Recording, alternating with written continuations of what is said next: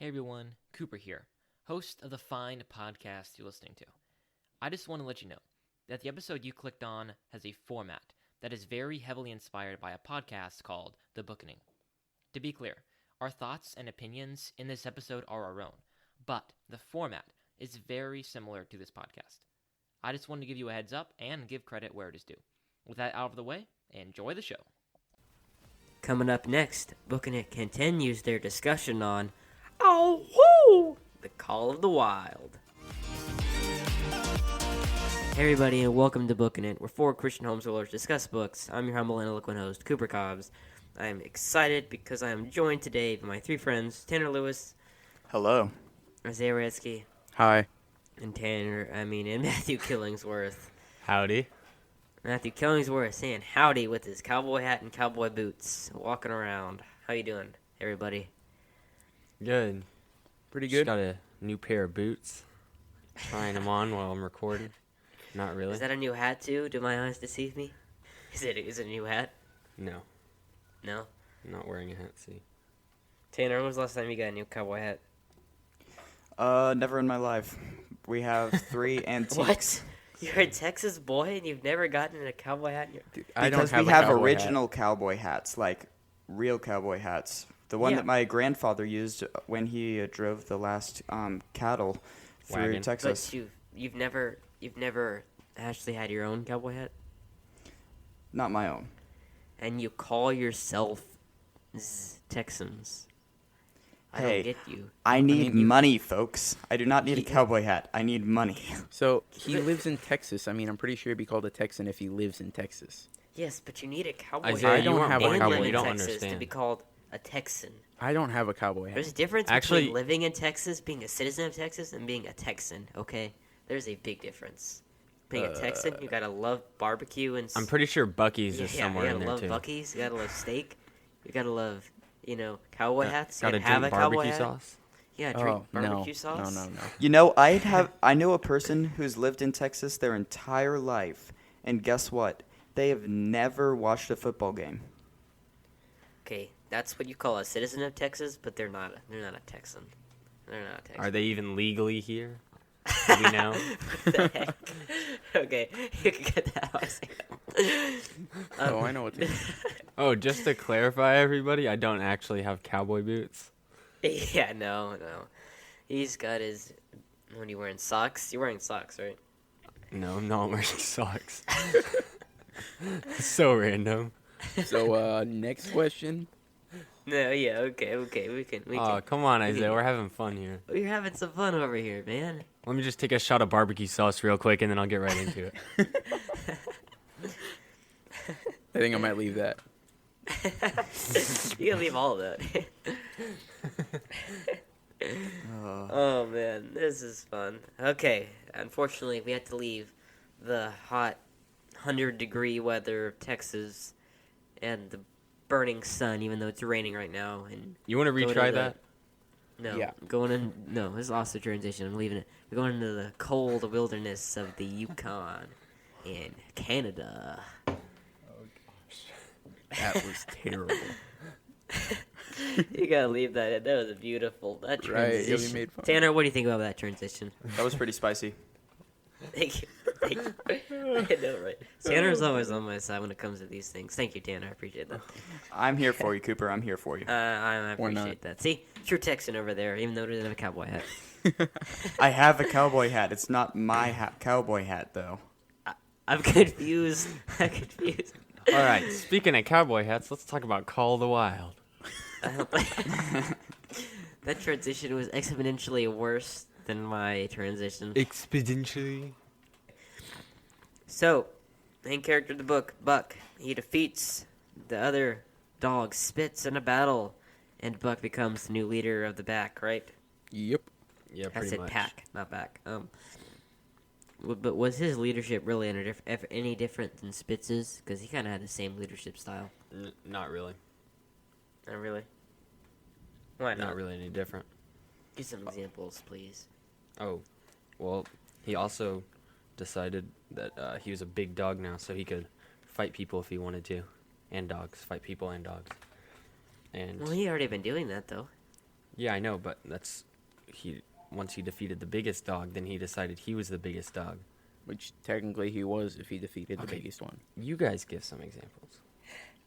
Tanner, you're always good at this. Why don't you give us some examples? I think that his leadership is different because it's a leadership of unity versus Spitz's was more of a I'm gonna lick you into shape by killing you, not something that Buck ever did, from what we understand from the book. Which You're is saying a he had a huge bit difference. more like of a respect relationship with his younger, his peers. I think he actually like cared about them, not like Spitz, who didn't care anything that happened to them as long as he stayed the leader. And I think he had a better, he cared about them more, and I think he had a better idea of how to teach them because, like Tanner said, or was it you or Tanner? Someone said Tanner. that Spitz thought it was a good way to teach people if you just killed them to death. Killed him to death. Buck, Buck. He killed Spitz. To death. Yeah, he killed Spitz, but then he didn't have the same like teacher Disciplinary. Yeah. Yeah, he decided to be a little bit nicer, and Yeah. actually just like do his job. Yeah. So, later on, Buck's like, he didn't get the leader spot, which was Spitz, and it was given to another dog, Solex, but Buck, would not let Solex have it, and he wanted it, and he, kind of bit Solex. So, do you think that Buck actually deserved the leader spot? I Or mean, not? yeah. According to the Club and Fang law, it's basically the biggest dog becomes the leader, and he killed the biggest one. So, And he was the one who was called to the wild, so hence the name Call of the Wild. But, he's tamed. Yet he but, still killed another dog. He's running a dog. He's running a dog sled. He's not, running free. Yeah, and killing dogs. Yeah, that's true. Totally tame. I just want to reiterate the fact that Spitz is an awesome name for a bad dog. I think that's pretty cool. Yeah, it's pretty good, Pretty good name. especially how it was spelled. Yeah? Yeah, it's true. So Yeah, Spitz with a Z, not an S. That's awesome. That's pretty awesome. I mean, I want my name to be, No, you don't. Cobbs with a Z. That'd be pretty hot. But, can this apply to real life in a way? I deserve it. I should get it. Is that how we should think? Sometimes, but not all the time. Sometimes it's better to be humble, and if someone else is gonna still do a good job, you think, then you should let them too. Yeah. As in, Matthew, why don't you stop talking first and let the other people in this podcast talk first? No, I gave I them think a good Matthew's good 30 talking seconds first. to answer, and they didn't. So I'm saving yeah. Isaiah from even more editing. Yeah, thanks for cutting out those 30 silent seconds where nobody responded, Isaiah. Yep, Yep. totally legal. But an example in real life is like the presidency. Like everyone has their own political beliefs, or everyone that's like somewhat involved and cares about the country does. And they're obviously not going to be the president unless they're really rich and decide to run for president and go through all that. So, but they can support someone who can run for president and has a good chance of making it, so that they can still like see the stuff they want play out in the country. Yeah. Tanner, what about you? Yeah, I think he deserved the spot. But the application to real life, I don't really think that that we should ever put ourselves in that mindset of I did it, I deserve it. I mean, if somebody acknowledges that you did it and puts you in that spot, great, take that spot. You've been offered it. But if you're just feeling entitled to it, like Buck was, it's not really a good thing. Unless the person who's doing it is seriously qualified and it's basically going to affect a lot more people than you, sure, speak up. But in an application to real life, not really. After that, basically Buck, he moves on owners. He has another Scotch half-breed. I thought it was kind of funny how they did the dog human perspective. I thought that was kind of funny. But after that, he gives to a new owner. What is the name? Hal? Is that Hal and them? Hal and Mercedes or something like that? Oh yeah. Yeah, Hal and Mercedes and Charles. Charles. Hey, yes. Yes. So basically, they push Buck's team very hard, and they're trying to get somewhere in time, and they push them really hard, and the dogs are really getting tired, and they're not really doing very well. So basically, they kind of in the book just say that people who have the knack for knowing when to push the dogs and when to not, or knowing when to risk going on ice, something like that. It's called the patience of the trail. Why do you think some people had that and some people didn't? Well, like I said, they were just patient. They had to learn all that. Yeah, they were Somehow. noobs. Learn. Hal What? and Mercedes and Charles, they were noobs. Oh, totally. They had no idea what They they were literally doing. loaded their They sled. basically. The dogs could not move it an inch. They had to get rid of 2/3 of it. Yep. And then later on, they tried going on ice, even though people who were way Someone better who at had it the patience of and the have trail. been doing it for a lot Yeah, longer. he said nope. Yes, that was much more experienced. Told them it's gonna break, and yeah, it broke and they died. But Buck lived. Except Do you Buck. guys think Buck developed the patience of the trail? Absolutely. But I don't know if dogs Yeah. if dogs could have that. Yeah, I I think just this was more referred I to know. as I fear. just mean I mean, I think the if he was dogs would smart have enough it more. to know what Yeah. he. I think should more go dogs on would and what he have should- it though.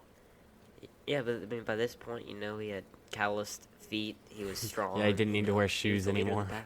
the pack. Yeah. Yeah.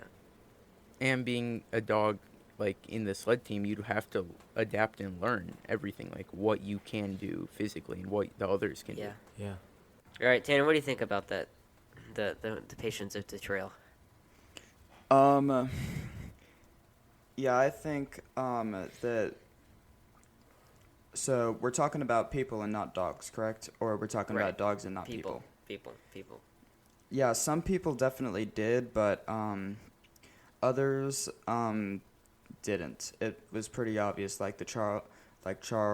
Why? I think that was more the question. Why? Why? It would be why because basically they weren't prepared. They were not teachable. They didn't have patience. I mean, in the name. Yeah. And they basically they weren't prepared for hardships, which you're definitely going to get when you're going to the middle of nowhere. Yes. I like that point where you were like, yeah, they weren't teachable. I think that was a good point because people were telling them, hey, don't go over the ice, and they still did it. They were really complaining. Yeah, They they were were really stubborn. complaining about having to get rid of a lot of stuff. They weren't really teachable. I think that was a good point. So the person who tried to stop them, his name is John Thornton. Mm-hmm. And so basically what happens here in this scene, they're about to go over the ice, and Buck just stops. The whole sled stops, basically. And basically the guy beats Buck to try and get him up, and Buck just will not get up. And Buck's probably about to die if he keeps getting beaten, right? But then John Thornton comes and cuts him out of the traces, which is the sled thing that holds the dogs in. That's what I'm going to say. A rope. And yeah, sure, whatever. And then he drags Buck away, and then they go off, and then they fall on the ice and sadly drown. But so John Thornton, he had sympathy for Buck, right? Being in the Yukon for a long time, he had probably seen dogs get beaten a lot, right? Why do you think he had sympathy for Bucks specifically? Maybe because he noticed that he was a one-of-a-kind dog. Or something like that. There was no other dog from where he was from that was like him and as good as being a... He was Like, special. What struck his heart to be like, I need to rescue him more than any other dog? The call. I don't know. What? Yeah, John was like, I feel something calling me to cut him out. Yes, that's exactly what it is. Because he actually knew what dogs were and wasn't dumb enough to take them on ice and then beat them. Yeah. So He had the I guess patience. he had the patience of the trail. Tanner, what about you? Yeah, I would say it was because he saw that the owners were basically dragging him to his death, and he was trying to protect his owners at that time. And and while he's trying to protect him, he's getting beaten. Yeah. So I think that's where the sympathy would come out. Like, I'd have sympathy for a dog if that was what was happening to him. Yeah. So unjust. Do you have the to patience just- of the trail? Nice, Matthew. You totally cut off my train of thought. Oops. Well, continue. Okay. So, but at this point, when he's rescued, do you think he's still kind of more of a civilized dog or a tame dog? Or you think he's really all wild now? If he was still tame, what do you think kind of held him back from being all wild? Maybe because he still kind of respected people as masters. And I think it's just John Thornton, right? It is. He even says it in the book, like, the only thing holding him back from going wild was the love of John Thornton. That's the only tie he had to any part of the human world now. Yeah. This is the title of the chapter is literally called like "For the Love of Man." Isaiah, Matthew, you have any more to say about that? I think we can stay here a while. We can stay here a while. Yeah. Okay. Like, but Tanner, we'll go back to you. What about it? Like, what about John Thornton held him back besides like the love? You know. Like, why did he love him? Sure. Well, probably because he saved him. Yeah. Isaiah and Matthew, I have one question for you right now. Did you pay What? attention this chapter?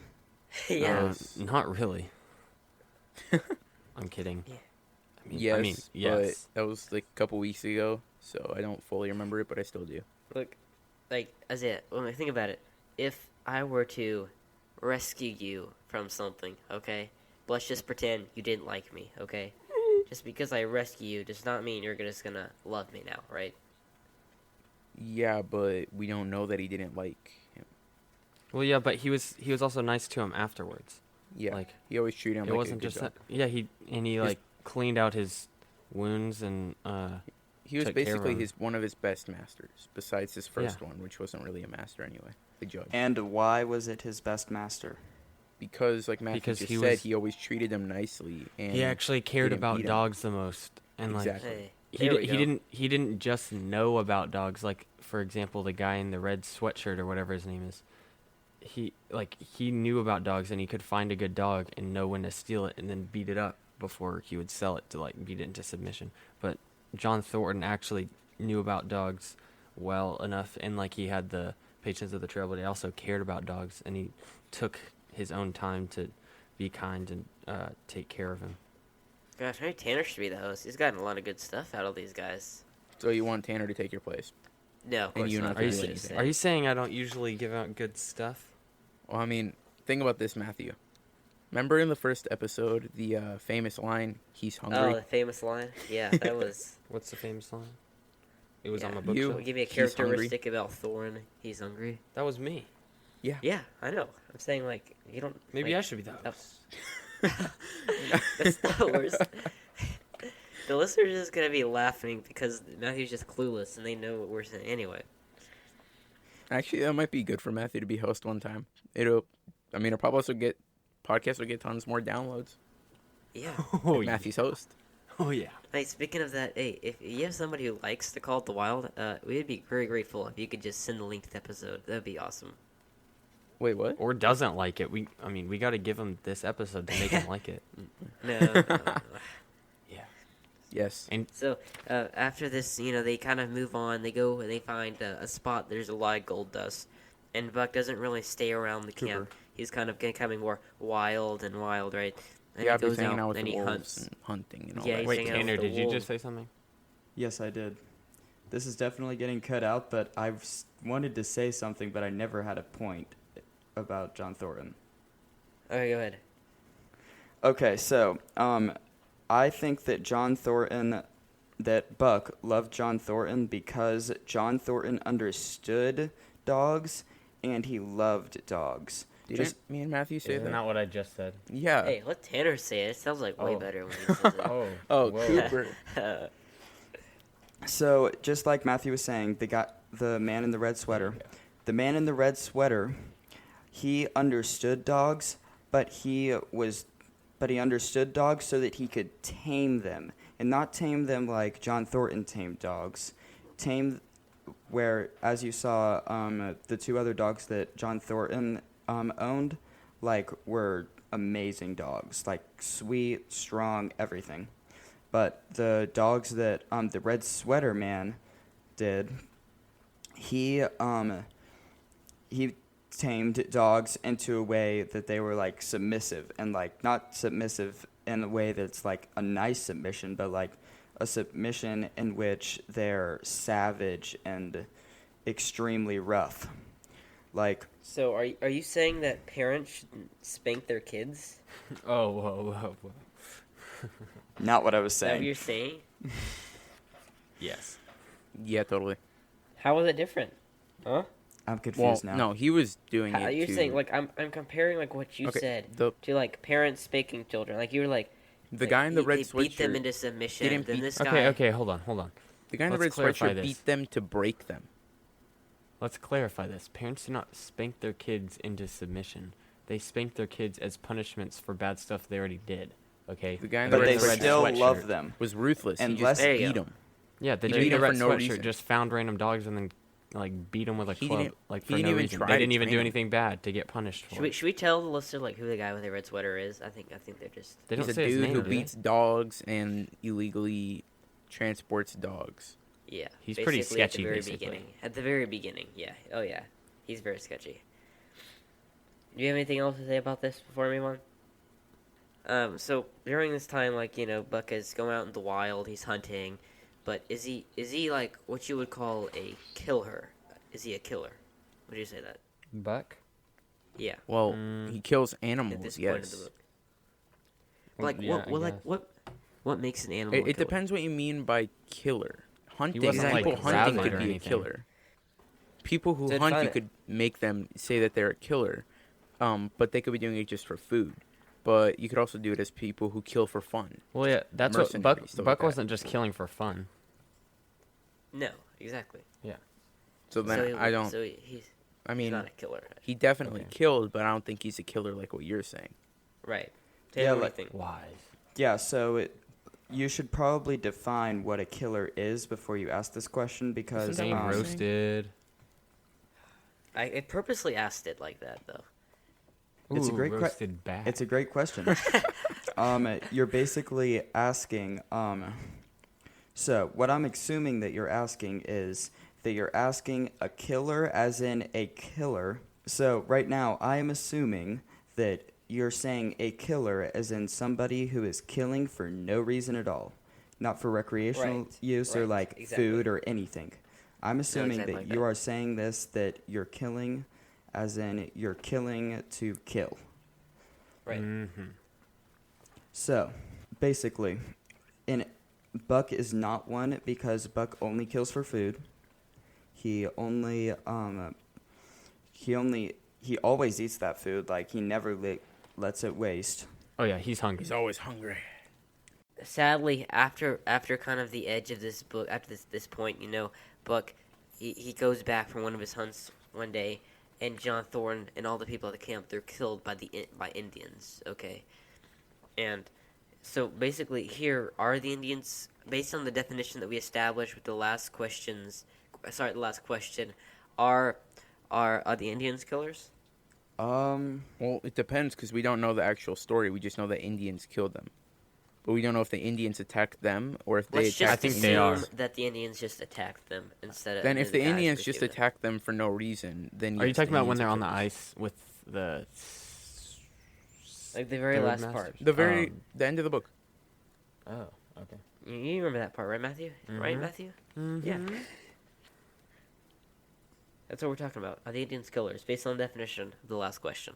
Well, it also, like I just said, depends on with the Indians. We don't know the actual story. We just like know I that said, Indians let's killed just assume that they attacked them for no reason. them. All right, if They- the they- Indians yeah. attack them, then yes, they're killers. Okay. But even Wait. then, they couldn't. Well, They yeah. might not be. I mean, yes, they killed, but it also we need to know a reason why. So you think that basically, if you're saying the Indians, they killed them because they thought they were disrupting the natural order of things, would they still be killers? Then yes. Okay. Tanner, what about you?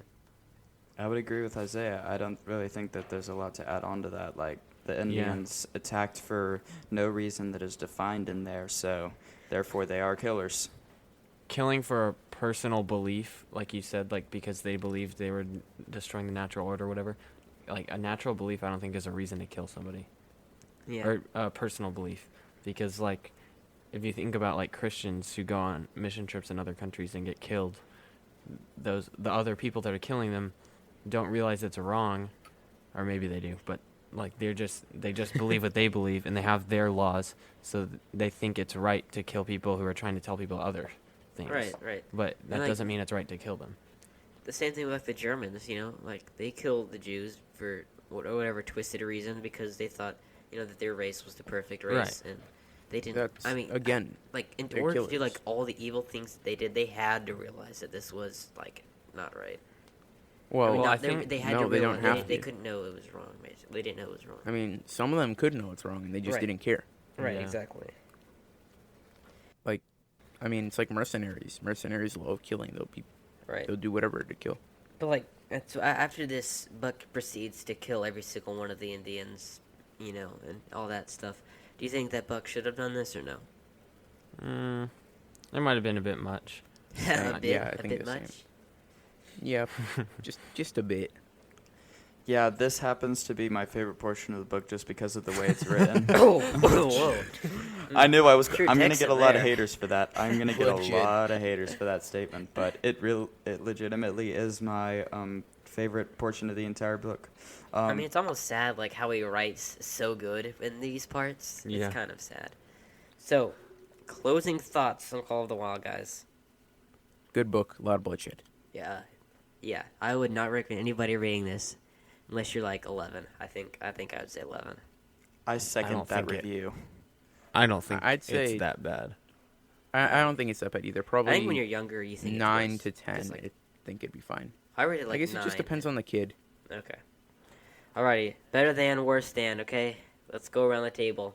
This is better than I'm going to actually have to say this is worse than Emma by Jane Emma, Austen. what the heck? Stop. How is Emma by Jane Austen related to Call of the Wild? Let me finish my sentence. I love that Dude. book. I haven't finished it yet, but I'm enjoying it, so don't get on to me, Cooper. Emma is not But related. it's got to to- relate. Does it have to relate?